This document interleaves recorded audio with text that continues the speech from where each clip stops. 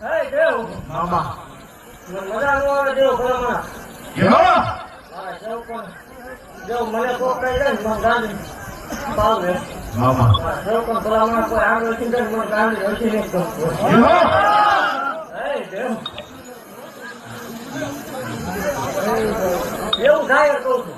મામા કે મારા ઘરે થોડા આવતો આમણ અને દેવ એ જગારો તો કરજો હે